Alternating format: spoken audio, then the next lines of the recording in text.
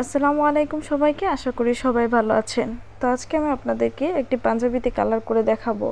পাঞ্জাবির ডিজাইনটি একদম সিম্পল। এখানে আমি ফ্রি হ্যান্ডে ড্রয়িং করে নিচ্ছি। আপনারা যদি না পারেন তবে পেন্সিল দিয়ে প্রথমে আর্ট করে নেবেন, দেন হচ্ছে কালার করে নেবেন। তো এখানে আমি প্রথমে বর্ডার করে দিচ্ছি যেন বুঝতে পারি যে বর্ডারটি আসলে কেমন হচ্ছে।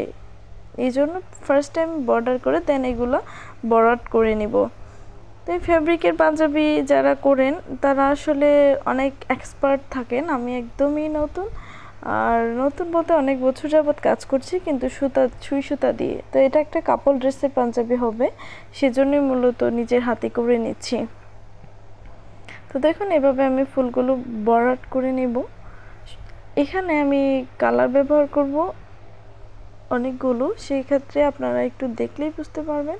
আর আপনারা যদি আমার চ্যানেলে নতুন হয়ে থাকেন, চ্যানেলটি সাবস্ক্রাইব করে দেবেন এবং পাশে থাকা বেল আইকনটি প্রেস করে দিবেন, যাতে করে আমার নতুন নতুন সব ভিডিও আপনারা সবার প্রথমেই দেখতে পারেন। কেননা আমি সবসময় ইউনিক ইউনিক জিনিস দেওয়ার চেষ্টা করি, যদিও এত বেশি ফোটাইতে পারি না আপনাদের জন্য, তবে চেষ্টা করি বেস্ট করে দেওয়ার। তো দেখুন এখানে আমি সাদা কালার ফুল করে নিচ্ছি। আর পাঞ্জাবির কালারটা কিন্তু আরেকটু গাঢ়, যদিও এখানে হালকা আসছে।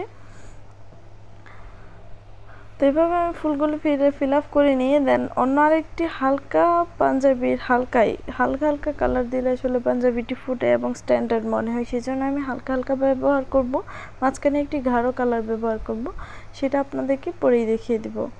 তো আপনারা আপনাদের পছন্দ মতো এই ডিজাইনটি ক্রিয়েট করে নিতে পারবেন। তার জন্য একটু কষ্ট করতে হবে, হচ্ছে কালারগুলো কালেক্ট করতে হবে, 0 সাইজ একটা তুলে নিতে হবে। আর এই পাঞ্জাবিটা হচ্ছে আড়ং কটন কোয়ালিটি।